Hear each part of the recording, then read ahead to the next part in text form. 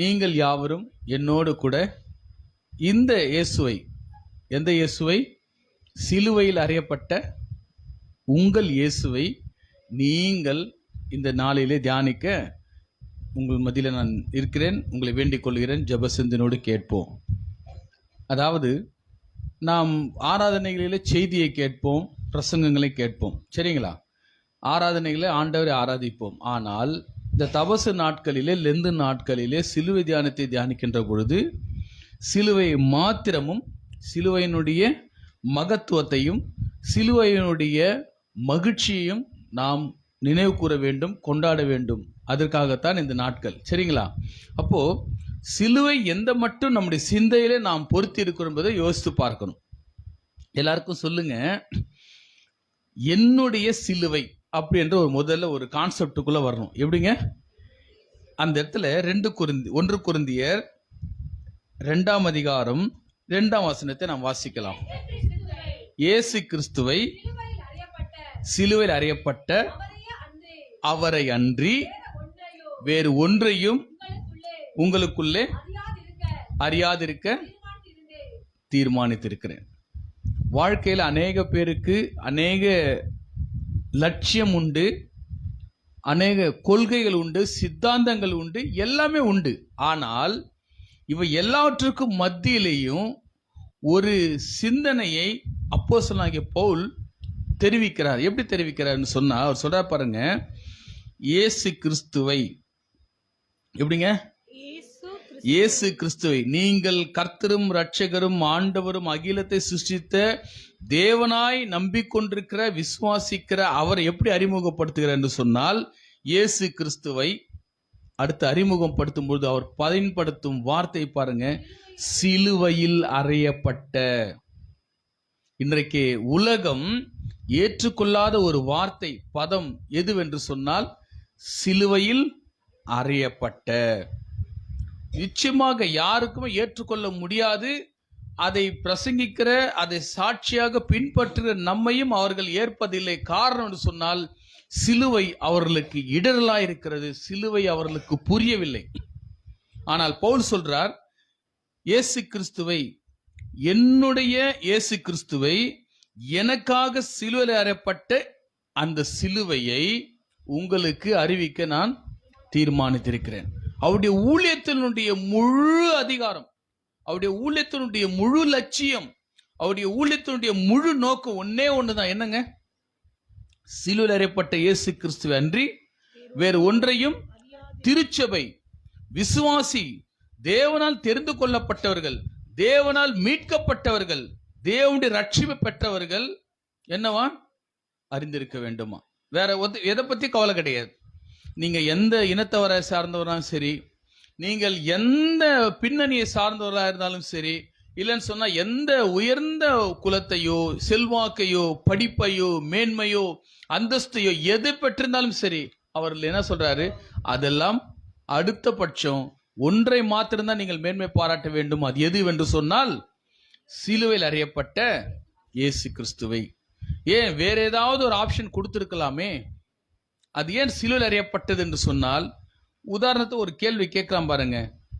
இந்த உலகத்திலே சிலுவை என்பது எப்படி பார்க்கப்படுகிறது? இந்த உலகத்திலே சிலுவை என்றால் எப்படி பார்க்கப்படுகிறது? இன்றைய நாட்களிலே இதே யூதர்களுக்கு மத்தியிலே சிலுவை எப்படி பார்க்கப்பட்டது? யூதர்களுக்கு மத்தியிலே சிலுவை எப்படி பார்க்கப்பட்டது? அது சாபமாய், அது சாபமாய்.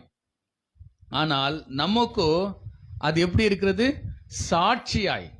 எப்படி சாட்சிங்க? அவர்களுக்கோ அது சாபம். 2 சாங்க.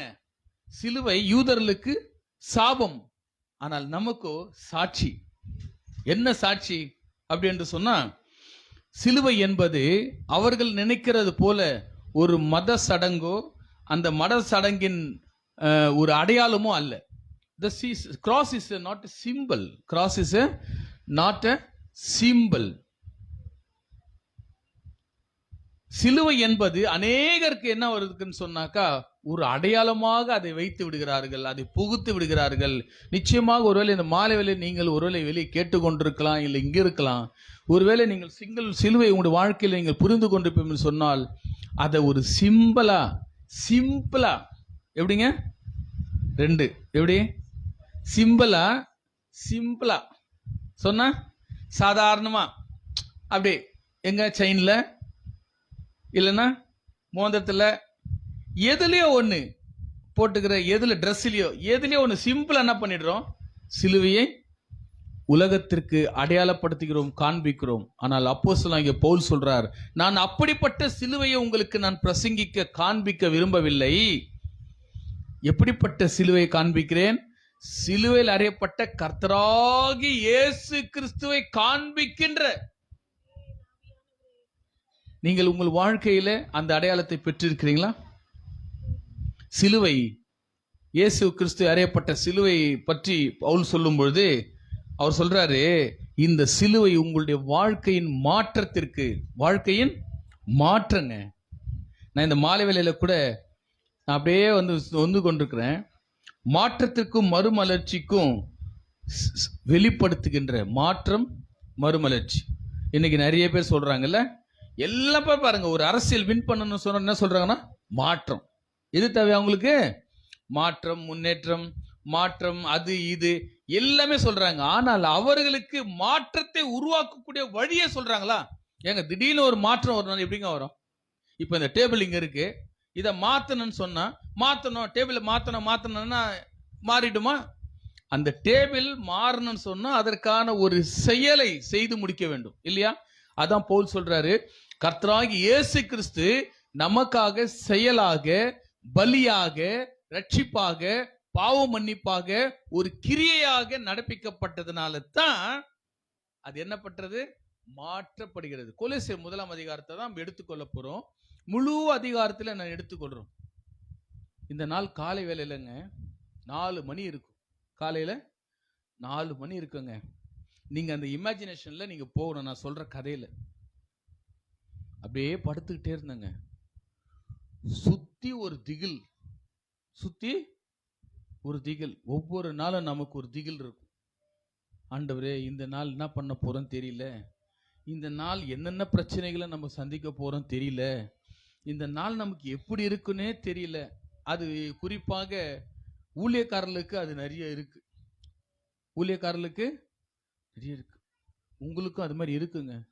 எழுந்த திடீர்னு பார்த்தா ஒரே திகில், பயம், பிரச்சனைகள் அப்படி ரவுண்டா நிக்குது. நடுவில் பார்க்கிற எந்த ஒத்தாசையும் இல்லை, உதவியும் இல்லை, நெருக்கடி, வெறுமை, ஒண்ணுமே இல்லை. நெருக்கடி, வெறுமை, இதை தவிர எதுவுமே இல்லை.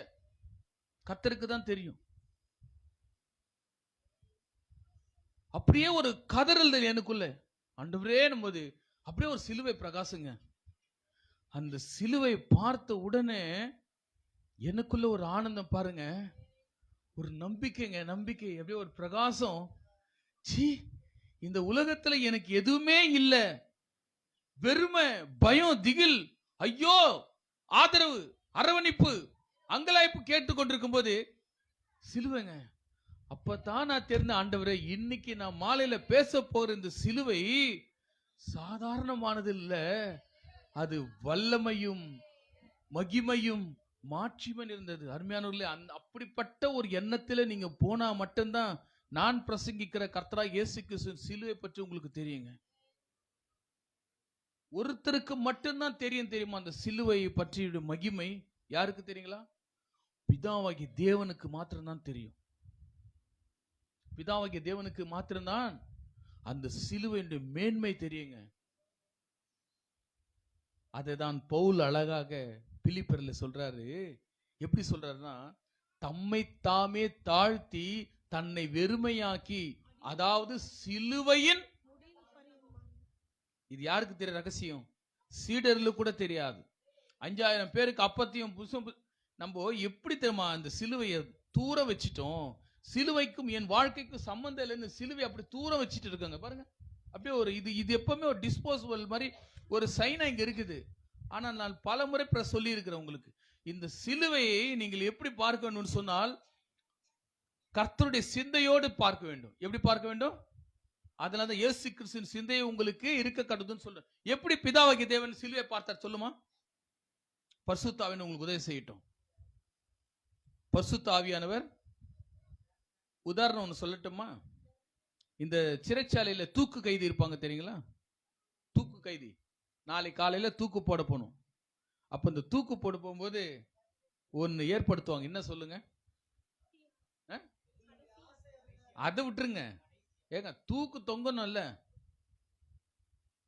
தூக்குல தொங்கணும்னா ரெடி பண்ணணும். அது ஒரு மனித உருவாக்குற வச்சிங்களேன், அவன் மனசு எப்படி இருக்கும்? நல்லா கை ஸ்ட்ராங்கா அதப்பா அப்படியா இருக்கும்? எப்படி இருக்குங்க? நாளைக்கு இது நான் நைட் ரெடி பண்றேன், செக் பண்றேன். ஆனா அந்த கைத்துல ஒரு நபரத்தை ஒருத்தன் தொங்க போறான். மனிதாபிமானம் உள்ள மனசாட்சி உள்ள ஒருத்தன் வேதனை படுவானா பட மாட்டானா? அவங்க நினைச்சாங்க சிலுவை ஆயத்தம் பண்ணி கொண்டிருந்தாங்க. அவர் வியாகுல வேலைலாம் பாடுபட்டு இருந்தாரு. அங்க சிலுவை ரெடி பண்ணப்பட்டிருந்தது. இவெல்லாம் ஏதோ ஒரு கட்டை ரெடி பண்றான்னு நினைச்சிருந்தானுங்க. ஏன்னா அவனுக்கு தண்டிக்கிறதுக்கும் ஒரு குற்றவாளி ஆக்கினை தீர்க்கிறதுக்காக அது ரெடி பண்ணிட்டு இருக்கிறாங்க. நீங்க நான் திரும்ப சொல்றேன், பசுத்தாவினுடைய அந்த அபிஷேகத்துக்குள்ள போய் அந்த ஆவிக்குள்ளாக மாறினா தெரியும். இப்ப மணி என்ன ஆச்சுங்களேன்? மணி 8.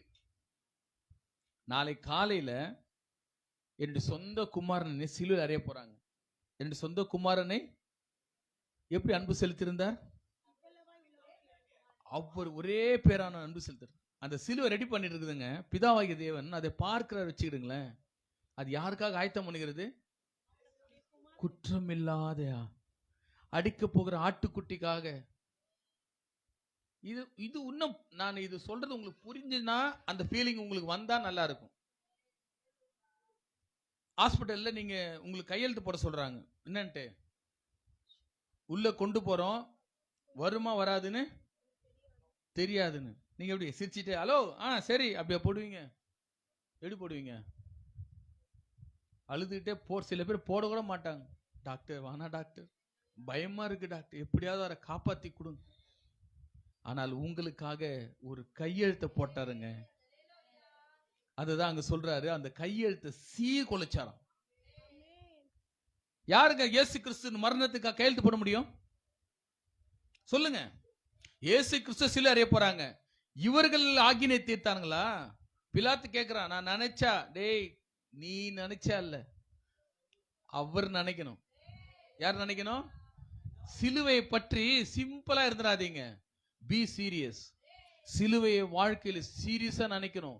இன்னைக்கு அநேகர் சீரியஸா நினைக்காதல, சிம்பிளா நினைக்கிறதுனால தான் பைத்தியமாய் கெட்டு போகிறதுக்கும் இடரலுக்குமாய் அது இருக்கிறது. ஆனால் நான் சீரியஸா, இந்த உலகத்தில் எல்லா நிலைமைங்க பயங்கரமான ஒரு சூழ்நிலை ஒவ்வொருக்கும் உங்க மேல இருக்கு. பயங்கரமான ஒரு சூழ்நிலை, கலக்கம், பயம், திகில், அடுத்த நிமிஷம் என்ன நடக்கும் தெரியாது, கைவிடப்பட்ட நிலைமை, எல்லாம் மறக்கப்பட்ட நிலைமை, ஒருத்தர் உங்களுக்கு உதவி செய்யாத நிலைமை, சாக போகின்றதான ஒரு நிலைமை, நீங்கள் தற்கொலை கூட முயற்சிக்கின்ற நிலைமை. ஆனா அந்த இடத்துல ஒரே ஒன்று நம்பிக்கை வருதுங்க. ஒரு சிலுவை, கல்வாரி ரத்தம், காயங்கள், குத்தப்பட்ட கரங்களோடு அந்த காயத்தோடு ரத்தம் சிந்தப்பட்டிருக்கிற அந்த சிலுவை மட்டும் நீங்க நினைச்சிட்டீங்கன்னா உங்க கண்ணில் எப்படி இருக்கும் தெரியுமா? கல்வாரி அன்பை எண்ணிடும் வேலை கண்கள் கலங்கிடுதே, கர்த்தாவின் பாடுகள் ததும் நினைத்தால் போதுமா? எனக்கு பாட்டு பாட தெரியாது. நம்ம ஐயா மாதிரி எனக்கு அவ்வளவு நல்ல குரல் கிடையாது. எனக்கு வசனத்தை போதிக்கத்தான் தெரியும். ஆனா அந்த பக்தன் எப்படி பாடினா, கல்வாரி அன்பை.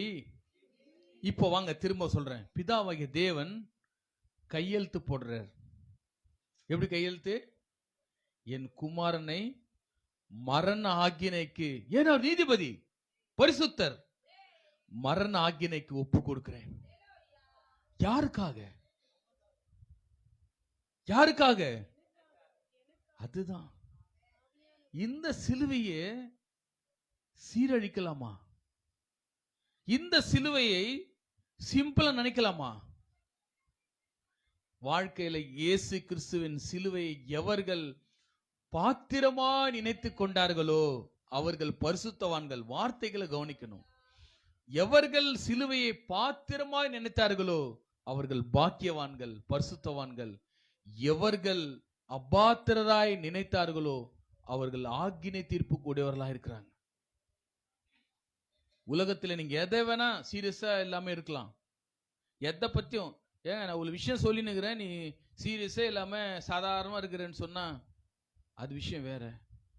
ஆனால் சிலுவை பற்றி நீங்கள் வாழ்க்கையில சீரியஸா இல்லைன்னு சொன்னா, சிம்பிளா இருந்தீங்கன்னு சொன்னா, ஐயோ, ஏன் தெரியுமா? உங்களுக்காக பிதாவாகிய தேவன் கையெழுத்து போட்டு மரண சாசனத்தை விதிக்கிறார். நான் குமாரனாகி ஒரே பேரான குமாரனை இந்த உலகத்தின் ஆக்கினை தீர்ப்புக்காக அவரை மரண ஆக்கினைக்குள்ளாக நான் தீர்ப்பளிக்கிறேன். என் தேவனே, என் தேவனே, ஏன் என்னை கைவிட்டீர்? நான் சொல்லும் வார்த்தைகளை கேட்காமலும், நான் பதறி சொல்லுகின்ற வார்த்தைகளை புரிந்து கொள்ளாமலும் ஏன் இருக்கிறீர்? துடித்தது அந்த இதயம். 2 பேருக்கு மட்டும்தாங்க சிலுவை பற்றி தெரியும். அதை பரிசுத்த ஆவியானவர் இன்றைக்கு உங்களுக்கு சொல்லிக் கொண்டிருக்கிறார். அப்பா, நீ நினைத்துக் கொண்டிருக்கிற சிலுவை சாதாரணமானது அல்ல. பிதாவாகிய தேவனுக்கு முன்பாக கையெழுத்து போடப்பட்டது. அதை நிறைவேற்ற தேவனே, இதே உமது சித்தத்தின்படி எனக்கு ஒரு சரீரத்தை ஆயத்தம் பண்ணினீர், அடிக்கப்பட்ட ஆட்டுக்குட்டியாக. அந்த நிகழ்ச்சியினுடைய வரையறுப்பை ஒருத்தர் தெளிவா பார்த்து சொன்னாருங்க, யோவான் ஸ்நானகன். இதோ உலகத்தின் பாவங்களை சுமந்து தீர்க்கிற தேவாட்டுக்குட்டி. எப்படி சொல்லியிருப்பாங்க? சாதாரணமா சொல்லியிருப்பாங்களா? எவ்வளவு வேதனையோடு குற்றமில்லாத ரத்தத்தை, அது சொல்லும் பொழுது தெரியல. அந்த சிலுவையை சிம்பிளா சீரியஸா நினைக்காம சிம்பிளா எடுத்துட்டான் பாருங்க யூதாஸ். அவனுக்கு மரணத்தின் ஆகினே, மரணத்தின் நெருக்கத்துல தாங்க தெரிஞ்சது, இதோ குற்றமில்லாத ரத்தத்தை நான் காட்டி கொடுத்தேன் என்று சொல்லி. இன்றைக்கு கிறிஸ்தவர்களாகிய நாம், திருச்சபை விசுவாசிகளை நாம் எப்படி புரிந்து கொண்டிருக்கிறோம் சொன்னால், சிலுவை எப்படி புரிந்து கொண்டிருக்கிறோம்? சிம்பிளா, அது மறக்க கூடாது. சிலுவை புரிந்து கொண்டிருக்கிறோம். எப்படிங்க புரிஞ்சுக்கிறோம்? சிம்பிளா, விளையாட்டுத்தனமா. நீங்க வாழ்க்கையில எதை குறித்து பயம் இல்லாம இருங்க. ஆனால் கர்த்தராகிய இயேசு கிறிஸ்துவின் சிலுவை பற்றி பயம் இல்லாமல் வாழ்ந்தால் உங்களை போன்ற, என்னை போன்ற பரிதபிக்க யாருமே கிடையாது. இந்த சிலுவையினுடைய பொருள், அர்த்தம் பாத்தீங்களா? தெரிஞ்சு கொள்றீங்களா? பிதாவாகிய தேவன் கையெழுத்து போட்டு மரண சாசனத்துக்கு ஒப்பு கொடுக்கிறார். அதை இந்த உலகம் என்ன செய்கிறது? செய்து முடிக்கிறது. எதற்காக தெரியுமா? ஒருவனை அழிப்பதற்காக, ஒருவனை அழிப்பதற்காக, இன்னொருவனை மீட்பதற்காக. யார் அந்த ஒருவன்? இதோ உனக்கும் உன் ஸ்திரீக்கு வித்துக்கும் பகையை உண்டாக்குவேன், அவர் உன் தலையை நசுக்குவார். அந்த ஒருவனுக்கும் தலையை நசுக்குவார், ஜெயம் எடுப்பார் என்று சொன்ன இன்னொருவருக்கும் மாத்திரம்தான் அந்த காரியம். அருமையானவர்களே, இந்த சிலுவை நோக்கம். அடுத்தது இந்த சிலுவையின் நோக்கம். முதல்ல பார்த்தோம் சிலுவையின் அர்த்தம். அடுத்தது சிலுவை நோக்கம். வாழ்க்கையில் there is a purposeful life. The cross as the purpose for the redemption, for the salvation, for the atonement, for the sanctification. நிறைய அர்த்தங்கள் இருக்கு. நீங்களும் நானும் சிலுவை அப்படி சும்மா அப்படி ஆண்டவர் ஏதோ வந்தாரு, பிறந்தாரு, ஏதோ போனாரு. நீங்க வாழ்க்கையில கிறிஸ்துமஸை பத்தி கூட சீரியஸா எடுத்துக்காம இருந்துங்க. அதை பத்தி கவலை இல்லை. அவர் பிறந்தாரு, வளர்ந்தாரு, கேக் வெட்டணும், ஹாப்பி ஹாப்பி கிறிஸ்துமஸ் பாடிட்டு கூட போங்க, அதை பத்தி கவலை இல்லை. ஆனால் சிலுவையில் அறையப்பட்ட மரணமாகிய இயேசு கிறிஸ்துவினுடைய சிலுவை பாடுகளை மட்டும் தயவு செய்து நோக்கம் இல்லாமல் நீங்கள் அனுபவிக்க வேண்டாம். நோக்கம் இல்லாமல் அனுபவிக்க வேண்டாம். ஏன் என்று சொன்னால், என்ன அந்த நோக்கம் தெரியுங்களா? தம்மால் தாமே, தம்மில் தாமே. பாருங்க, தம்மால் தாமே. அந்த சிலுவை ஏற்படுத்தினது யாருங்க? சிலுவை ஏற்படுத்தினது யாரு? ஏமா நல்ல சத்தமா கேட்கல, எனக்கு கேட்கல. ஃபேன் என்ன சொல்லு கேட்கல. சிலுவை ஏற்படுத்தினது யார்? இந்த உலகத்தினுடைய மக்கள். ஆனால் அனுமதித்து யார்? பிதாவாகிய தேவன். ஏன்? நோக்கத்தோடு. அதை தான் அதை ஒருத்தன் புரிந்து கொண்டான். யாரு? 12 சீடர்களும் புரிந்து கொள்ளல. ஆதியிலே ஒருத்தன் புரிந்து கொண்டான். உன்னதமான தேவனுடைய குமாரனே, எங்களை அழிக்கவா வந்தீர் என்று சொல்லி விரட்டி விரட்டி அவரை அழிக்கும்படிக்கு அவர் பசியோடு தாகத்தோடு இருக்கும் பொழுது, நீ தேவனுடைய குமாரனே ஆனால் தாழ குதியும், நீ தேவனுடைய குமாரனானால் இந்த கல்லை அப்பங்களாய் மாற்றும். அவன் ஒருவன் மாத்திரம் தான் தெரிஞ்சு வச்சிருந்தான் அந்த நோக்கத்தை சீரழிப்பதற்கு. இன்றைக்கு உங்களுக்கும் எனக்காகவும் சிலுவையின் ஒரு நோக்கம் இருக்குதுங்க. அது உங்களுக்கு தெரியாது. ஒருவேளை பரலோகத்துக்கு போகும்போது அந்த பரலோகத்தில் அடிக்கப்பட்ட ஆட்டுக்குட்டியை பார்க்கும்போதுதான் சிங்காசனத்திற்கு முன்பாக நின்று இத்தனை பெரிய நோக்கத்திற்காக என் ஆண்டவர் இயேசு கிறிஸ்து தன்னுடைய ஒரே பேரான குமாரனை தந்துருளினாரா என்று அங்கதான் தெரியும். நீங்க வேணா நோக்கம் இல்லாமல் வாழலாம், நான் வேணா நோக்கம் இல்லாமல் இருக்கலாம். ஆனால் சிலுவையை பற்றிய நோக்கம் இன்றைக்கு நமக்கு தேவை. பர்பஸ் இல்லாம வாழக்கூடாதுங்க, நோக்கம் இல்லாம வாழக்கூடாது. நமக்கும் உங்களுக்கு என்ன நோக்கம்? அதுதான் பவுல் சொன்னாரு. என்ன நோக்கம்பா? எனக்கு ஒரு நோக்கம் இருக்கு, உனக்கு அதுதான் இருக்கணும். என்ன focus? What is the focus? Cross.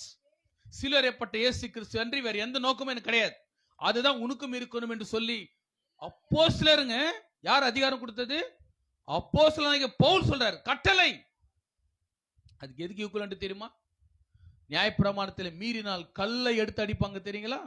நியாயப்பிரமாணத்தில் கற்பனை மீறினால் எதை அடித்து? கல்லை எடுத்து அடிப்பாங்க. அதுக்கு எந்த அதிகாரம் இருக்கிறதோ அந்த கல்லை எடுத்து அடிப்பேன்னு சொன்னா அந்த ஆக்கினைக்கு அந்த ஒரு குற்றம் எப்படி பரிகரிக்கப்பட வேண்டுமோ அதற்கான செயல் செய்யப்படுகிறதோ அதே அதிகாரத்தை தான் பவுல் இங்க யூஸ் பண்றார். வேற ஒன்னையும் தெரிஞ்சுக்க கூடாது.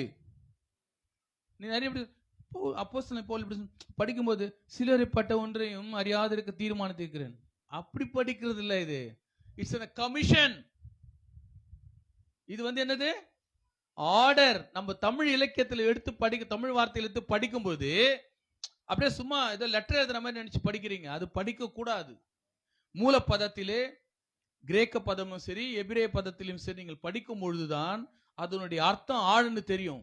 தீர்மானித்திருக்கிறேன் என்ன? ஒரு ஜட்ஜினுடைய ஒரு ரிசல்ட் மாதிரி தீர்ப்பளிக்கிறேன். எப்படிங்க அது? தீர்மானிக்கிறேன் அர்த்தம் தெரியுமா? தீர்ப்பளிக்கிறேன். சபையினுடைய அஸ்திபாரம் 12 அப்போஸ்தலர்கள் நமக்கு அவர்கள் கொடுக்கிற ஒரு அதிகாரம் என்னது? Supreme court judge equivalent. அது என்னது? தீர்மானிக்கிறேன் சொன்னா தீர்ப்பளிக்கிறேன். என்ன தீர்ப்புங்க உங்களுக்கு எனக்கு கொடுக்கப்பட்டது? ஏன் கொடுக்கப்பட்டது? சிலுவையப்பட்ட இயேசு கிறிஸ்துவை அதை தவிர வேற ஒண்ணுத்துக்கு நம்ம என்ன பண்ணக்கூடாது. தீர்ப்பளிச்சவரே சும்மா சிம்பிளா தெரிஞ்சிட்டு இருந்தாரா?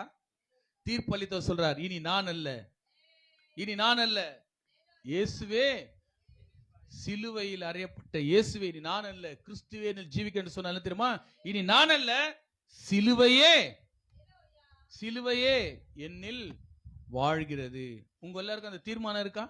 ஒருவேளை இந்த மாலை வேளையில கடந்த நாட்கள்ல வருடங்கள் எல்லாம் எத்தனையோ சிலுவை அனுசரிச்சிங்க. ஆனால் இன்றைக்கு நீங்கள் சிலுவை தியானம் அனுபவிக்கிறதா உங்க வாழ்க்கையில மைண்ட முதல்ல என்ன பண்ணுங்க? செட் பண்ணுங்க. மைண்ட் என்ன பண்ணணும்? திருத்தி கொள்ளணும், செட் பண்ணணும். ஆர்டிபிஷியல் இன்டெலிஜென்ட்ல ப்ரோக்ராமிங் பண்ணிட்டா அந்த ஏஐ என்ன பண்ணும்? அந்த ரோபோ அதனுடைய பேர் சொல்லி அதுதான் நடக்கும். அந்த ப்ரோக்ராம் தவிர வேற எதுவுமே அதை ஃபாலோ பண்ணி நீ கமெண்ட் கொடுத்தா நடக்காது. அது போலதான் நம்முடைய சிந்தனை என்ன பண்ணணும்? தேவ செயல படைக்கப்பட்டிருக்கிற நமக்கு என்ன பண்ணணும்? இயேசு கிறிஸ்துவின் சிலுவை, அவ்வளவுதான். ஏன் சொன்னா அந்த சிலுவைக்கு பின்னாடி ஒரு நோக்கம் இருக்கிறது.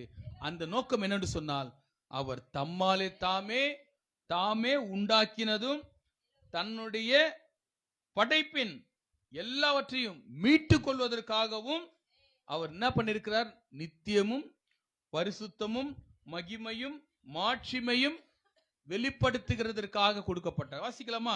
கொலோசியர் 1 அதிகாரம். இது ஆமா.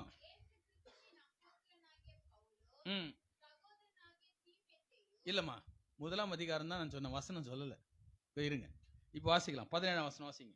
அவர் எல்லாவற்றுக்கும் முந்தினவர், எல்லாம் அவருக்கு நிலை நிற்கிறது. ஓகேம்மா, பாத்தீங்களா? முதல் பர்பஸ் என்ன? சிலுவை எதுக்காக பர்பஸ் என்னன்னு சொன்னால் எல்லாவற்றிற்கும் அவர் முந்தினவர், எல்லாம் அவருக்குள் இருக்கிறது. இப்போ 16 வசனம் வாசிங்க. ஏனென்றால் சகலம் சிருஷ்டிக்கப்பட்டது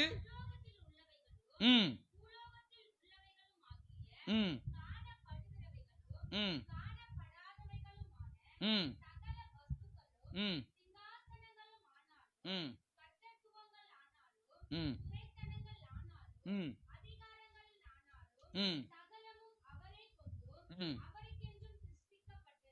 போதுமா? இதுல ஏதாவது உங்களுக்கு புரிஞ்சிச்சா? 99.99% புரியாது, வாய்ப்பில்லை. ஏன்னா இது நமக்கு உரியது இல்லைல்ல, கரெக்டுங்களா? இது நமக்கு, நம்ம பத்தி தான் இருக்கா? நமக்கு சொந்தமா இருக்குதா? இது ஆகாயத்து பட்சத்தை பாருங்கள், கவலைப்படாதீர்கள், பயப்படாதீர்கள் சொன்னா அது நமக்கு சொந்தம். இதை படிக்கும்போது என்ன சொன்னோம்? இது யாருக்குரியது? முற்றுமுடிய அவருக்குரியது. அப்ப அவருடைய நோக்கத்துக்கான இருக்கிறதை நம்ம நோக்கமா மாற்றிக்கொள்ள வேண்டும் என்று சொன்னால், அந்த நோக்கத்திற்கு அடையாளமாக அடிப்படையா இருக்கிற சிலுவையை புரிந்து கொள்ளாம, அதை பற்றி தெரிந்து கொள்ளாம இதை என்ன பண்ண முடியாது, அறிந்து கொள்ள முடியாது. என்னெல்லாம் இருக்கு திரும்ப பாடி பாசி பாருங்க. அவருக்குள், யாருக்குள்? கிறிஸ்துவுக்குள் சகலமும் சிருஷ்டிக்கப்பட்டது. ஏன் சொல்லப்பட்டது? ஆதியிலே வார்த்தை இருந்தது, அந்த வார்த்தை தேவனிடத்தில் இருந்தது, அந்த வார்த்தை தேவனாயிருந்தது, அந்த வார்த்தையினாலே சகலவற்றையும் தேவனே செய்தார், படைத்தார், சிருஷ்டித்தார்.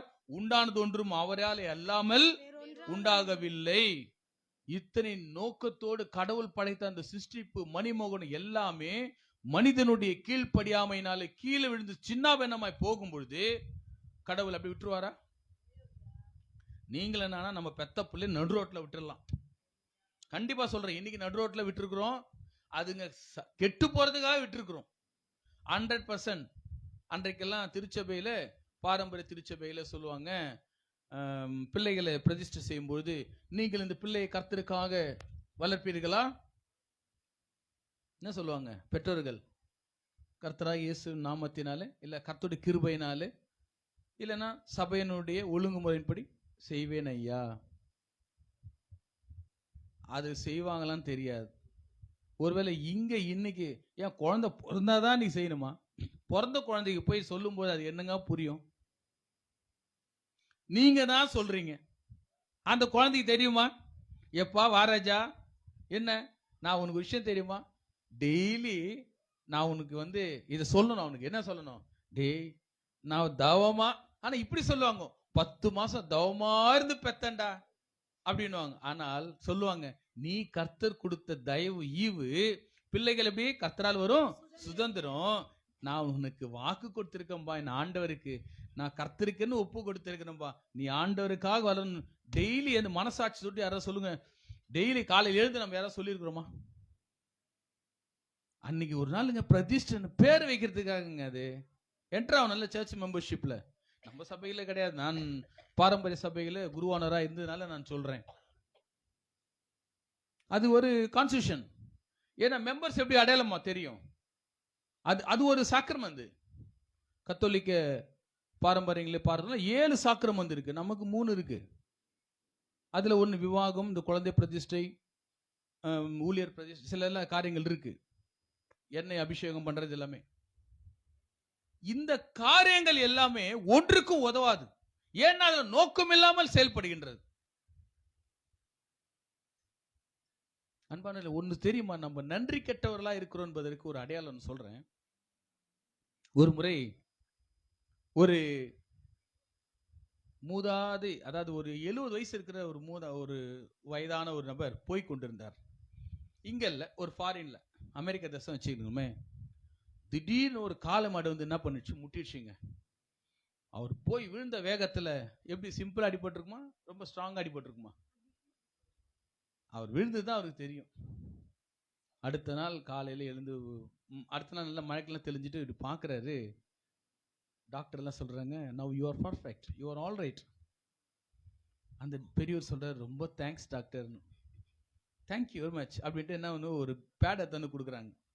அதுல பாத்தீங்கன்னா அவருக்கு என்னென்ன ட்ரீட்மெண்ட் கொடுத்தாங்கன்னு சொல்லிட்டு சொன்ன உடனே அவர் மிரண்டு போயிட்டார். எனக்கு இவ்வளோ பெரிய விபத்து நடந்ததா, இவ்வளோ பெரிய காரியம் நடந்துச்சான்?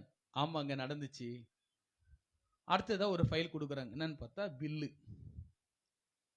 ஹாஸ்பிட்டல் போனா பில்லு வருமா வராதா? அவ்வளவுதான், மனுஷனுக்கு இதே டக்குன்னு நின்று போச்சு. அவர் பயந்து போயிட்டாரு. அந்த பில்லை பார்த்துட்டு பயந்துட்டாரு. அதுல அவருக்கு அந்த வென்டிலேஷனுக்காக ஆக்சிஜன் வச்சாங்க பாத்தீங்களா, அதுல மட்டும் ஒரு சார்ஜ் அமௌண்ட் போட்டுக்கிறாங்க. ஒரு நாளைக்கு மட்டும் நம்ம ஊர் கணக்குப்படி பார்த்தீங்கன்னா 6.5 லட்சம் ரூபாய். எத்தனைங்க? 6.5 lakh rupees. 6.5 லட்சம் ரூபாய் போட்டிருக்கிறாங்க பில்லு. மற்றதெல்லாம் அப்போ டாக்டர்கிட்ட கூப்பிட்டு கேட்டாராம், சார் இதெல்லாம் பில்லு இவ்வளோ போட்டிங்க ரைட்டு, அந்த மூக்கில் இருக்கிற ஆக்சிஜனுக்காக 6.5 லட்சமா சார்னா? உங்களுக்கு அது தெரியலங்க. ஆக்சிஜன் அதுதான் பிராணவாயு, அதுதான் உங்களை காப்பாத்துது, அது காஸ்ட் தான். இருக்கிற எல்லா மெடிசனை காட்டிலும் அதுக்கு தான் காஸ்டா இருந்துச்சான். நீங்க வேணா போய் ஐசியூல பாருங்க, கிரிட்டிக்கல் யூனிட்ல போய் பார்த்தீங்கன்னா தெரியும். குறிப்பா சில ஹாஸ்பிட்டல்லாம் இருக்குது. கடந்த நாட்களில் போய் மாட்டிக்கிட்டு ஒரு பெரிய பிரச்சனை போச்சு. ஐயாவோட சொல்லியிருந்தேன். என்ன நடந்ததுன்னா, வென்டிலேஷனுக்கு அவ்வளோ இதுங்க, ஆக்சிஜன் வச்சிருக்கணும். என்ன வச்சிருக்காங்க? ஆக்சிஜன். சரிங்க போட்டார். அது பார்த்தா இந்த 6 லட்சம் ரூபாயில 4.5 லட்சம் ரூபாய் மட்டும்தான் ஆக்சிஜனுக்கு. எவ்வளவு வந்துச்சு? அவர் ஓன்னு அழுதாராம். அப்ப அந்த டாக்டர் எல்லாம் சொன்னாராம், பயப்படாதீங்க, கவலைப்படாதீங்க, இந்த பணத்தை வந்து நீங்க எப்படி கட்டுவீங்கன்னு எங்களுக்கு தெரியும். அதாவது எவ்வளவு கஷ்டப்படுறீங்க, நாங்க வேணா எங்க ஹாஸ்பிட்டல் மூலமா ஒரு இன்சூரன்ஸ் கிளைம் பண்ணிட்டு எங்க ஹாஸ்பிட்டல் சார்பிலையும் உங்களுக்கு அந்த அரசாங்கத்தின் சார்பிலையும் நாங்க அதை கட்டிடுறோம் அப்படின்னு சொன்னாராம். நீங்க நினைச்சிருப்பீங்க எப்படி இருக்கும், உங்களுக்கு எப்படி இருக்கும்? அப்பாடா பில்லு பில்லு. ஆனா அவர் ஓன்னு அழுதாராம். எல்லாருக்கும் புரியல. டாக்டர் எல்லாரும், ஏங்க அதான் பணம் கட்டிட்டீங்க, நீங்க போலாம், ஆல்ரைட் தானே சொன்னா. ஒரே ஒரு வார்த்தை கேட்டு அழுதாராம். சார் ஒரு நாளைக்கு ஆக்சிஜனுக்கே 4.5 லட்சம் ரூபாய், உதாரணம் தான் சொல்ற ரேட்டு, ஒரு நாளைக்கு 4 லட்சம் ரூபாய். இப்ப என் வயசு தான் போட்டிருக்கிறீங்க, 78 வயசுங்க சார், 72 வயசு, 72 வயசு சார். 72 இன்ட்டு 24 hours, ஒரு ஒன் டே கணக்கு போட்டு பாருங்க, எத்தனை நாள் வருது? சில 1000 நாட்கள். அந்த 1000 நாட்கள் இன்ட்டு 4 லட்சம் ரூபாய் எவ்வளவு ஆச்சு? எத்தனையோ லட்சங்கள், கோடிகள்.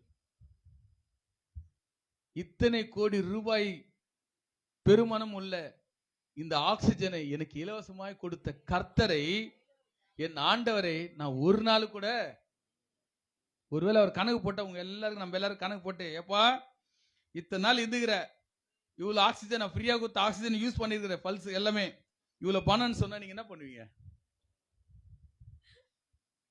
எவ்வளவு நன்றி கேட்டவங்க இல்ல. அவர் சொன்னாரா, நீங்க ஒரு நாள், இந்த ஒரு நாள் 24 மணி நேரம் எனக்கு கொடுத்த ஆக்சிஜனுக்கு நான் பணம் கட்டிட்டேன் நீங்க சொல்லி என்ன சந்தோஷப்படுத்தணும்னு நினைக்கிறீங்க. ஆனால் இத்தனை நாள் எனக்கு ஜீவனையும் ஆக்சிஜனையும் கொடுத்த என் கடவுளுக்கு நான் என்னைக்குமே நன்றி சொல்லுறது கிடையாதுங்க. ஆண்டவரே என்ன மன்னிங்கன்னு சொல்லும்போது அந்த கேட்ட டாக்டர் எல்லாம் பயந்து உடைஞ்சு போயிட்டு அவங்க ஃபீல் ஆனாலாம். அருமையானவர்களே, சிலுவையின் நோக்கம் உங்களை மீட்கும்படிக்கு, உங்களை ஆசீர்வதிக்கும்படிக்கு, உங்களை அரவணைக்கும்படிக்கு, உங்க ஆபத்திலே காக்கும்படிக்கு, காப்பாத்தும்படிக்கு, நான் தாங்குவேன், ஏந்துவேன், சுமப்பேன், தப்புப்பேன்னு சொல்லி கண்மணி போல காத்தருள கத்தருக்கு கலங்கின வேலையெல்லாம், நொறுங்கின வேலையெல்லாம் எல்லாரால கைவிடப்பட்டு யாருமே உதவி செய்ய நிலைமையில் இருக்கும் பொழுது, நானே உன் தேவனாகிய கர்த்தர், நானே உன் பரிகாரியாகிய கர்த்தர், நான் உன்னை மீட்கும் பொருள் என் ஜீவனையும் கொடுத்திருக்கிறேன், உனக்கு யெகோவா ராஃபாவாக இருந்திருக்கிறேன், யெகோவா ஷம்மாவாக இருந்திருக்கிறேன், ரூவாவாக இருந்திருக்கிறேன். இப்படியெல்லாம் உன்னை தாய் போல தேற்றி தகப்பனை போல சுமக்கிற அந்த தெய்வத்தினுடைய நோக்கம் சிலுவையில் மூலமாகத்தான் தாண்டப்பட்டதை ஒழிய சாதாரணமா இல்ல. நீங்கள என்ன நினைச்சா, ஏதோ நினைச்சா கிறிஸ்தவ குடும்பத்துல பிறந்த, இல்ல ஏதோ ஒரு விஷயத்துல பிறந்து நான் போய் ஆண்டவரை தேடிப்பேன், நான் போய் அவரை பார்த்துக்கிடுவேன்னு சவால் விட வேண்டாம். Don't boost your self. ஆண்டவர் தன்னைத்தானே தாழ்மை வெறுமையாக்கி, அந்த வார்த்தையை கவனிச்சீங்களா? நோக்கம் என்ன தெரியுமா? சிலுவை நோக்கம் அவருக்கு முன்பாக நீங்கள் வெறுமையாக்கப்பட வேண்டும், அவரை உயர்த்த வேண்டும். அதனாலதான் அவர் வெறுமையாக்கி தன்னைத்தானே தாழ்த்தினபடியினால் எல்லாவற்றுக்கும் மேலான நாமத்தை பிதாவாகிய தேவன் அவருக்கு என்ன செய்தார்? கொடுத்தார்.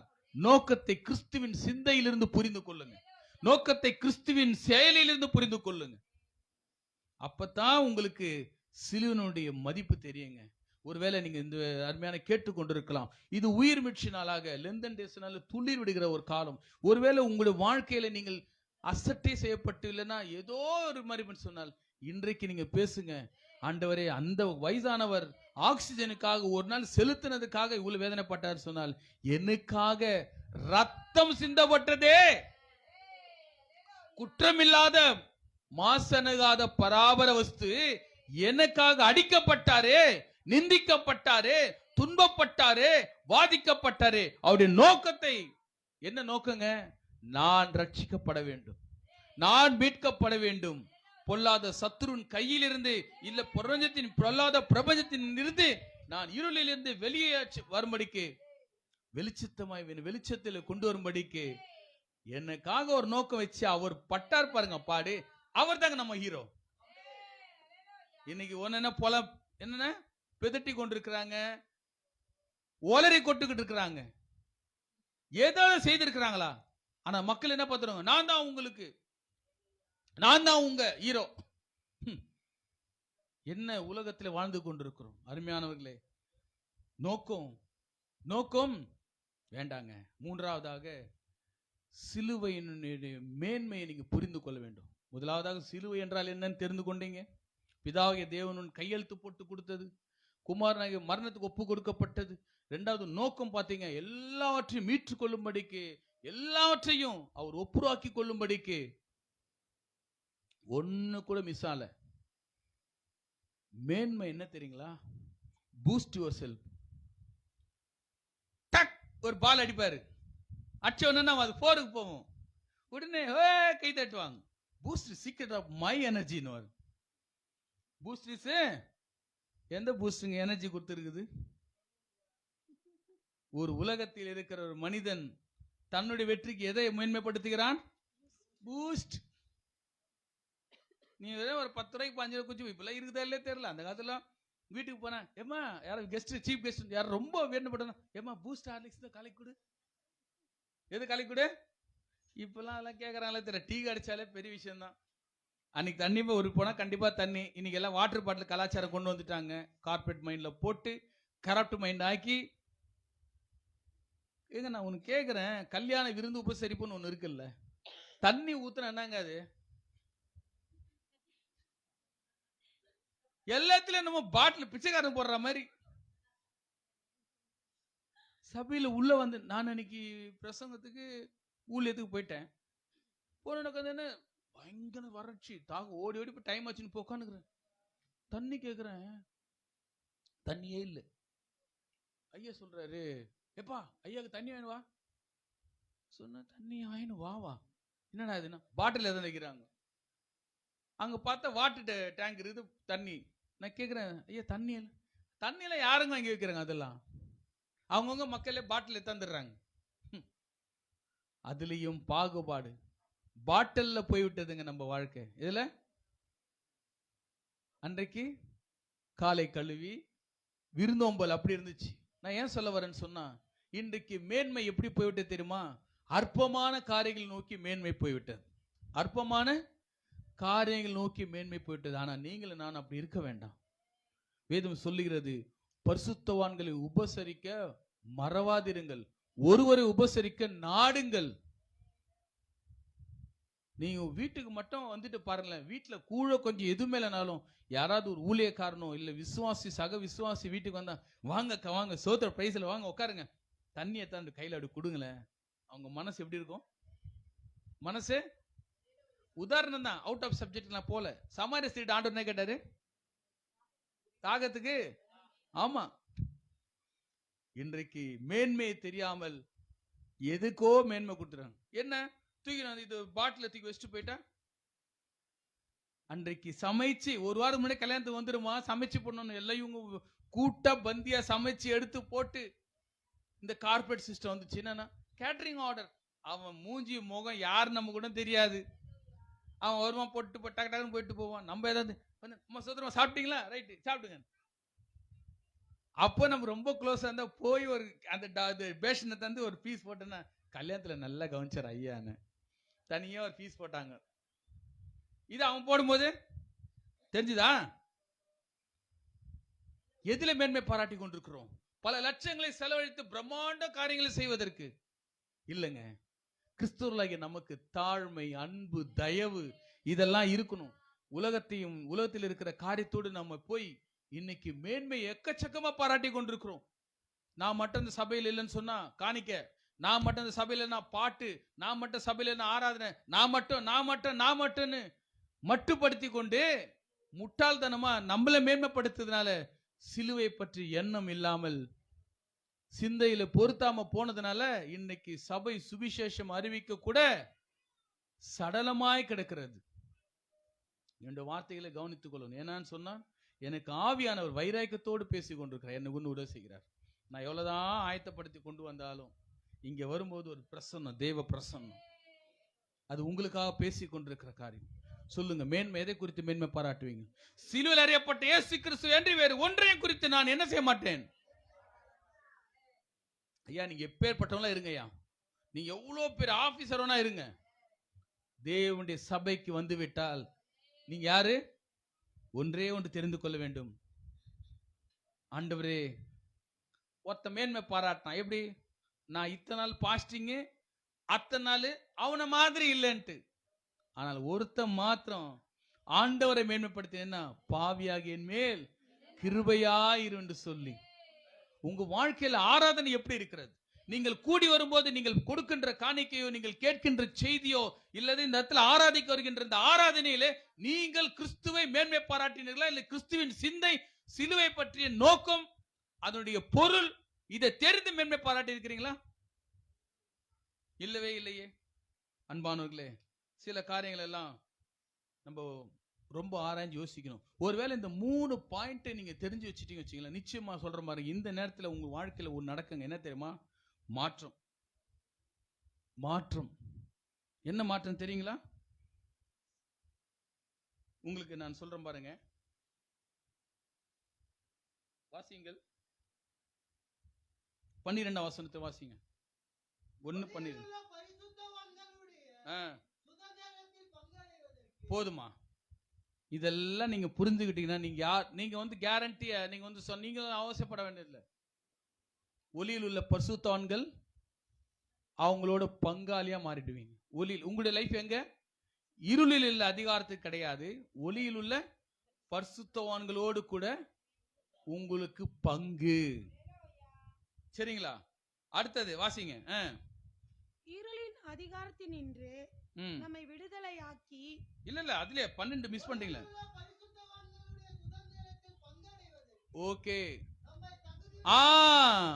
அந்த வார்த்தையை கவனிக்கணும். You are qualified. நம்ம என்ன பண்ணிருக்கிறாரு? தகுதி உள்ளவர்களா. இப்ப தெரியுதுங்களா? அந்த பொருள், அந்த நோக்கம், அந்த மேன்மை, இதை எல்லாம் தெரிந்து கொண்டா நான் ஒளியில் உள்ள பரிசுத்தோடு பங்கடைகிறேன். என்னை தகுதிப்படுத்தி இருக்கிறார் ஆண்டவர் என்னை. அதனால்தான் பவுல் சொன்னார், புரிந்து கொண்டதுனால, இனி நான் அல்ல, கிறிஸ்துவே என்னில் வாழ்கிறார். நீங்க அந்த பக்குவம் வராம, அந்த மாற்றம் இல்லாம அது சொல்லவே முடியாது. இப்ப பாருங்க, வாசிங்க 13 வசனம் வாசிங்க. ஓகே, ஃபர்ஸ்ட் நல்லா கவனிக்கணும். உங்களுக்கு வந்து ஒரு 10 காரியம் நான் சொல்லிட்டு போறேன் பாருங்க, அதுல இருக்கு. ஃபர்ஸ்ட் உங்களுக்கு எங்க வருவீங்க பாத்தீங்கன்னா, இருளில் இருந்து மாற்றம் எப்படி வந்து பாருங்க. ஒருவேளை நீங்க மாற்றத்துல இருந்து வரல, அப்படியே இருக்கிறீங்க சொன்னா அதுக்கு நான் பொறுப்பு கிடையாது. என்ன மாற்றம் உங்க வாழ்க்கையில நடந்திருக்கணும்? இருளுக்கும் ஒளிக்கும் சம்பந்தம் ஏது? விசுவாசிக்கும் அவிசுவாசிக்கும் சம்பந்தம் ஏது? என்ன ஒரு பாருங்க, இருளின் அதிகாரத்தினின்று விடுதலை அடைஞ்சிருக்கணும். விடுதலை இருக்கா? வேதம் சொல்லுது, குமாரன் விடுதலை ஆக்கினால் எப்படி எப்படி விடுதலை ஆக்க முடியும்? சும்மா டெலிவரி அப்படியா? அவருடைய மரணத்தின் மூலமாக, அவருடைய சிலுவையின் மூலமாக, அவர் சிந்த ரத்தத்தின் மூலமாக நீங்கள் விடுதலை ஆக்கப்பட்டிருக்கிறீங்க. குமாரன் விடுதலை ஆனால் மெய்யாகவே, நான் 100% சொல்றேன் பாருங்க, சத்தியத்தை அறிவீர்கள், சத்தியம் உங்களை விடுதலை ஆக்கும் என்ற வசனம் எப்படி சொல்லுது சொன்னால், அந்த சத்தியம் எதை சொல்லுது சொன்னால், சிலுவைப்பட்ட இயேசு கிறிஸ்துவை உங்களுக்காக அவர் சிந்தி மரித்ததை வெளிப்படுத்தும்படிக்கு. அதனால தான் குமாரன் விடுதலை ஆகாம சும்மா உட்காந்துட்டு போலாங்க. நிச்சயமா சொல்றேன், குமாரன் விடுதலை ஆகாமல் அநேக பேர் வந்து இங்க சபையில என்ன பண்ணிருக்கலாம்? உட்காரலாம், காணிக்கை கொடுக்கலாம், பாட்டு பாடலாம், ஆராதிக்கலாம், வொர்ஷிப் பண்ணலாம், எல்லாமே பண்ணலாம், பிரசங்கம் கூட பண்ணலாம், தீர்க்க தரிசனம் சொல்லலாம், சுகம் என்னமோ எல்லாமே செய்யலாம். ஆனால் அவங்க வாழ்க்கையில குமாரனால் விடுதலையாக்கப்பட்டிருக்க வேண்டும். அது யாருக்கு தெரியும்? நீங்களும் நானும் விடுதலையாக்கப்பட்டிருக்கின்றது யாருக்கு தெரியும் தெரியுமா? பரிசுத்த ஆவியானவர் எங்குண்டோ, பாத்தீங்களா, சத்தியத்தை அறிந்து கொள்றீங்க. அடுத்தது குமாரன இயேசு கிறிஸ்து மையத்தினால அதை நிச்சயப்படுத்தது யாரு? பரிசுத்த ஆவியானவர். பரிசுத்த ஆவியானவர். சரிங்களா? அடுத்து வாசிங்க. பாத்தீங்களா மாற்றம் என்னெல்லாம் பாத்தீங்களா?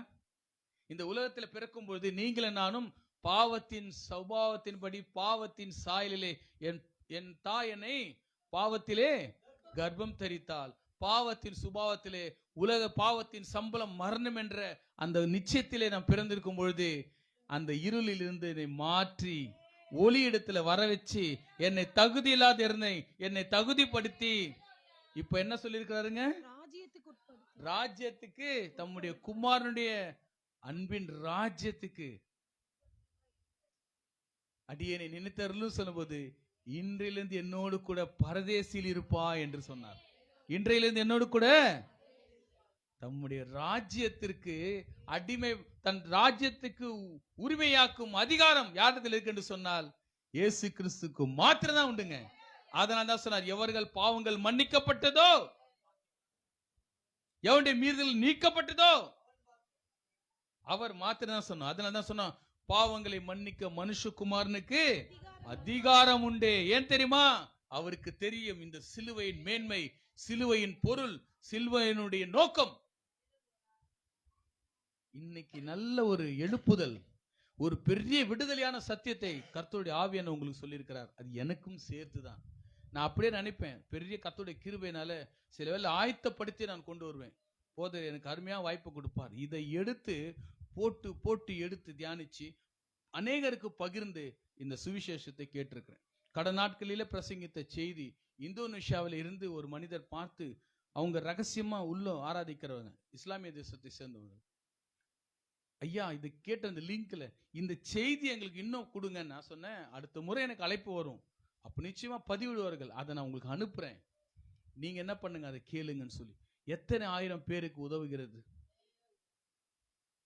அப்ப நான் எவ்வளவு பாரத்தோடு வந்திருப்பேங்க. நான் இங்க உட்காந்து, ஆண்டவரே நிச்சயமா வேணாம் சாமி, நான் என்ன பேசணும், என்ன மேன்மைப்படுத்தும், இந்த காரியம் வேணாம், நீர் உங்களுடைய சத்தத்தை உங்களுடைய திருச்சபைக்கு துணிக்க பண்ணும். அருமையான நம்முடைய தாசர் நிச்சயமா கர்த்தருக்குள்ள நன்றி செலுத்துறேன். அருமையான கனத்துக்குரிய ஐயா அவர்கள் மாத்திரம் இல்லைன்னு சொன்னால் என்னுடைய ஊழியத்தில் நான் என்றைக்கும் அழிந்து போயிருப்பேன். ஒவ்வொரு நேரங்களிலும் கரம் பிடித்து என்னை தூக்கும்படியாக ஒரு நல்ல பரிசுத்தம், ஒரு நிமிஷத்திலையும். இந்த நாளில விசேஷமா எவ்வளோ பேர் நான் பார்க்கிறேன், மனித புகழ்ச்சிக்கு சொல்லல, எவ்வளோ பேர் நான் பார்க்கிறேன். இப்படி ஒரு ஊழியர் மேலையும் ஒரு அரவணைப்பு, பாசம், கரிசனை, அந்த கரெக்டான அந்த சொன்ன காரியங்களை செய்வது ரொம்ப எனக்கு ஆச்சரியமா இருக்கும். அன்பானவர்களே, சாட்சி பத்தி ஏன் தெரியுமா? ஒளியில் உள்ள பரிசுத்தவான்கள் பங்கடைவதற்கு தகுதிப்படுத்தி, அன்பின் குமாரனுடைய ராஜ்யத்துக்கு உட்படுத்தி, வாசிங்க முடியல சைமாச்சி. நம்முடைய வாழ்க்கையில ஒரே ஒண்ணுதாங்க, மாற்றம் வந்து என்ன தெரியுமா வரும்? மாற்றம் வந்தால் தோத்திரம் வரும். மாற்றம் வந்தால், ஆமாங்க, எப்பொழுது எல்லா காரியங்களிலும் கர்த்தருக்கு நன்றி உள்ள ஸ்தோத்திரம் பண்ணுவோம். நம்ம ஆண்டுக்கு என்ன செய்வோம்? நன்றியறிதல் உள்ளவர்களாக என்ன பண்ணுவோம்? கர்த்தாவே உமக்கு நன்றி செலுத்துவோம், ஆண்டவரே உமக்கு நன்றி செலுத்துகிறோம். அடுத்த வசனம் வாசிங்க. குமாரனாகிய அவருக்குள் அவருடைய இரத்தத்தினாலே பாவ மன்னிப்பாகிய மீட்பு நமக்கு உண்டாயிருக்கிறது. பாத்தீங்களா? மாற்றம் என்ன தெரியுமா? என்னுடைய ரட்சிப்புக்காக இல்லை, என்னுடைய தேவைக்காக, என்னுடைய வேண்டுதலுக்காக, இல்லை என்னுடைய தேவை, அதாவது ஒரு சில காரியங்களுக்காக நான் போய் சம்பாதிக்க வேண்டியதே கிடையாது. அவரே எனக்காக எல்லாவற்றையும் என்ன பண்ணிவிட்டார்? ரட்சிக்க பண்ணதுக்கு ஏதாவது செய்யணுமா? இது உங்களால் உண்டானது அல்ல. யாரால் உண்டானது அல்ல? தேவனால் உண்டாயிருக்கிறது. இது நீங்களும் நான் இப்ப உட்கார்ந்துட்டு இந்த சிலுவை மேன்மையும், சிலுவையின் அர்த்தத்தையும், சிலுவை எதற்காக நம்ம கொடுக்கப்பட்ட காரியத்தையும் விசாரிக்கிறது வந்து உண்மையா சொல்ற தேவ அனுகிரகம். அப்படி வெளியே போற வேலை திடீர்னு அப்படி கீழே, கடந்த வாரத்துல ஒரு ஐயா பிரசங்கம் பண்ணிட்டே இருந்தாரு, சபையை முடிச்சுட்டு ஆராய்ச்சி முடிச்சுட்டு இப்படி கீழே இறங்குறாரு, அப்படியே மழை கச்சேரி, அவ்வளவுதான், முடிஞ்சு போச்சு. அன்பான மரணம் மேல கத்தி என்ன பண்ணுங்க, மேல இருந்துகிட்டே இருக்கு. எந்த நிமிஷம் எப்படி நடக்கும் தெரியாது.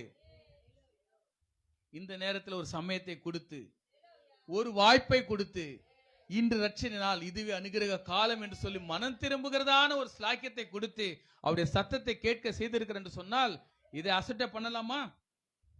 சொல்லுங்க, அசட்டை பண்ணலாமா? கடைசியாக நம்முடைய வாழ்க்கையில மாற்றம் வந்தாலும் நம்ம ஒன்று தெரிந்து கொள்ள வேண்டும். அவர் belief system is not a blind system. நம்முடைய விசுவாச வாழ்க்கையில நாம் நம்புகின்ற நம்பிக்கை எப்படி தெரியுமா? குருட்டாட்டம் கிடையாதுங்க. ஏதோ சூப்பர்ஸ்டிஷன் கிடையாது. ஏதோ ஒரு தெய்வீக சித்தம் மந்திரம். இன்னைக்கு உலகத்தில் அப்படியே சொல்றாங்க, இதை மாத்துறாங்க, அதை மாத்துறாங்க, அதை மாத்தல.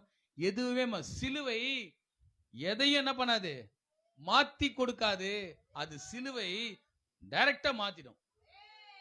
சிலுவை என்ன பண்ணும்? அது மனித தோற்றத்தை மாற்றுவது கிடையாதுங்க. வெள்ளை ட்ரெஸ், கலர் ட்ரெஸ், தலையில பேரு மாத்துறது, அதெல்லாம் கிடையாதுங்க. சிலுவை எதை மாற்றும் என்று சொன்னால், அவன் மனதின் பாவத்தினுடைய வாழ்க்கையில் விடுதலையை, அதை மாத்திரம்தான் சிலுவை என்ன பண்ணும், மாற்றும். வாசித்து முடிக்கலாம் பாருங்க. அதனால நீங்கள் ஆராதிக்கிற தெய்வம் யார் என்று சொன்னால், இருமா, அவர் யார் என்று சொன்னால் 17 வசனம் வாசிங்க. அவர் எல்லாவற்றுக்கும் முந்தினவர், எல்லாம் அவருக்கு நிலை நிற்கிறது.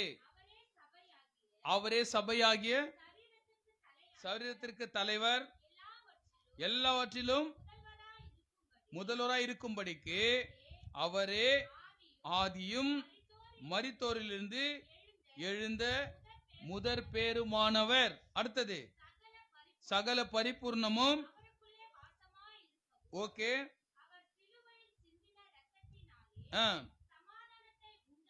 உண்டாக்கி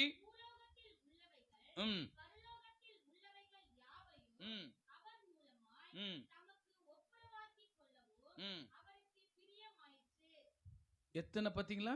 நீங்க ஆராதிக்கிற ஆண்டவர் என்னது? Is not Idol. அவர் ஏதோ சும்மா அப்படி சிலுவையில் அப்படி இருக்கிறவர் கிடையாதுங்க. அவர் எவ்வளவு பெரிய குவாலிட்டி கொடுத்துருக்கான் பாத்தீங்களா? அவர் அதாரிசனமானவர், பரிசுத்தர், அவர் இவர் அவர் எல்லாம் மொத்தம் பார்த்தீங்கன்னா ஒரு 10 வெரைட்டிஸாக இருக்கும், 10 காரியங்கள் இருக்கும். சரிங்களா? அப்போ கண்களை மூடுவதற்கு முன்பாக ஒரு வசனத்தை நான் வாசிக்கிறேன். என்ன வசனம்? நீங்கள் கேட்ட இந்த சிலுவையின் சுவிசேஷ வசனம் உங்களுக்கு எப்படி இருக்குதுன்னு சொன்னால், உங்கள் நம்பிக்கையை வெட்கப்படுத்தாதபடிக்கு விசுவாசத்திலே நீங்கள் நிலைத்திருக்கும்படி செய்கிறது. விசுவாசிக்கும்படிக்கு செய்கிறது. அதே நம்பிக்கை எப்படி இருக்குன்னு சொன்னால், இது இன்னைக்கு உண்டானது அல்ல. நீங்க விசுவாசிக்கிற நம்பிக்கை எப்படி இன்னைக்கு உண்டானது இல்லைங்க. ஆதி காலங்கள் முதல் தலைமுறைக்கு மறவாய் இருந்து இப்பொழுது அவருடைய பரிசுத்தவான்களுக்கு வெளிக்கப்பட்ட ரகசியமாய் தேவ வசனமாய் பூரணமாய் இருக்கிறது. அதனால உங்க நம்பிக்கையை குறித்து யாரும் தப்பா ஏதோ மதம் மாறிட்டாரு, இல்லைன்னா அந்த பேர்ல வச்சு மாறிட்டாருன்னு சொல்லாதீங்க. நீங்கள் ஆராதிக்கிற தேவர் இன்னார் என்று அறிந்து கொள்ளுங்க. அது மாத்திரம் அறிந்திருக்கிற ஆண்டவர் உங்களுக்கு எப்படிப்பட்டதை வெளிப்படுத்தி இருக்கிறார்? உங்க நம்பிக்கையை ஆதி முதற்கொண்டு. அதுதான் பவுல் சொல்லும் பொழுது, உலக தோற்றத்திற்கு முன்னே அவர் என்னை தெரிந்து கொண்டார், தாயின் கர்ப்பத்தில் உருவாவதற்கு முன்னே அவர் தெரிந்து கொண்டார். ஏன் தெரியுமா? உங்களுடைய நம்பிக்கை எப்படிப்பட்டதா இருக்கிறது? உலக தோற்றத்திற்கு முன்னே உங்களுக்கு ஏற்படுத்தப்பட்டதா இருக்கிறது. உங்கள் தாயின் கருவில் உருவாவதற்கு முன்னே ஏற்படுத்தப்பட்டதா இருக்கிறது. அன்பானவர்களே, இதற்காக நீங்க என்ன செய்ய முடியும்? இதற்காக நீங்க என்ன செய்ய வேண்டும் சொன்னால், ஒன்றே ஒன்றுதான். எந்த மனுஷனையும் கிறிஸ்து இயேசுவுக்குள் தீரனாக நிறுத்தும்படிக்கு அவரையே நீங்கள் அறிவிக்க வேண்டும். என்ன செய்ய போறீங்க? அவரே நீங்கள் என்ன செய்யணும்? அறிவிக்க வேண்டும். எந்த மனுஷனும் சரி புத்தி சொல்ல வேண்டும். அது மாத்திரமல்ல, ஞானத்தோடு உபதேசம் பண்ணும்படிக்கு வல்லமையாய் கிரணிப்பிக்கிற அவரை கொண்டு இடைவிடாமல் ஜெபிக்க வேண்டும். இன்னைக்கு ஜெபிக்கிறதே குறைஞ்சு போச்சு. அன்னைக்கெல்லாம் சொல்லுவாங்க இல்லையா, ஜோம் பண்றேங்க. 30-40 வருடங்களுக்கு முன்னாடி பாத்தீங்கன்னு சொன்னா, அன்னைக்கெல்லாம் பிரேயர், நைட் பிரேயர், அந்த பிரேயர், இந்த பிரேயர் எல்லாம் என்னது லிஸ்டாக கொடுப்பாங்க. எத்தனையோ பேர் ஜோம் பண்ணுவாங்க. நாடுகளுக்காக ஜோம் பண்ணுவாங்க, வீடுகளுக்காக ஜோம் பண்ணுவாங்க, சபையில இருக்க ஜோம் பண்ணுவாங்க. இன்னைக்கு அதெல்லாம் மறந்து போயிடுச்சு. எல்லாம் யூடியூப் மயமாய் போயிடுச்சு, ஃபேஸ்புக் மயமா போயிடுச்சு, இன்டர்நெட் வழியா போயிடுச்சு. எல்லாம் அதிலே நடக்குது. அதை பார்க்கவே டைம் இல்லை. எப்படி ஜெபிப்போம்? திரும்பவும் காலையில எழுந்துருங்க. எல்லாம் இருள் சூழப்பட்டு இருக்கும், எதுவுமே இல்லை, அந்தகாரம். அங்க ஒரு சிலுவையின் வெளிச்சம் மாத்திரம் உங்களுக்கு இருக்கும். நானே உன் பரிகாரியாகிய கர்த்தர், என்னை அல்லாமல் வேறு தேவன் உனக்கு உண்டாயிருக்க வேண்டாம், என்னை அல்லாமல் வேறு நம்பிக்கை உனக்கு உண்டாக வேண்டாம், என்னை அல்லாமல் உனக்கு ஒரு மேன்மை உண்டாக வேண்டாம் என்று சத்தம் கேட்கும். என்ன செய்ய சித்தமா இருக்கிற ஆண்டவரேன்னு சொல்லி நீங்கள் ஒப்பு கொடுக்கும் பொழுது அவர் சொல்லுவார், நானே தேவன் என்று அறிந்து கொள், நானே தேவன் என்று அறிந்து கொள். அருமையானவர்களை, கண்களை மூடுவோமா? கேட்ட இந்த நல்ல சத்தியத்துக்காக கர்த்தரை நாம் துதிப்போம். ஒருவர் கூட இந்த நேரத்தில் விடுதலை அடையாமல், ஒருவர் கூட மன துக்கமாய் பாவத்தோடு மாற்றம் இல்லாமல், கர்த்தரை அறியாமல், சிம்பிளா சீரியஸ் இல்லாம இந்த சிலுவையை நீங்கள் புரிந்து கொள்ளாமல் போகக்கூடாது. நீங்கள் ஆண்டவரை, இந்த சிலுவையை நம்பிக்கையோடு விசுவாசத்தின் தைரியத்தோடு பற்றி கொண்டு அதனுடைய பொருள், அதனுடைய நோக்கம், அதனுடைய மேன்மை இன்னது என்று தெரிந்து கொண்டு நீங்கள் கடந்து செல்ல ஆவியானவர் உங்களுக்கு உதவி செய்வார். அருமையான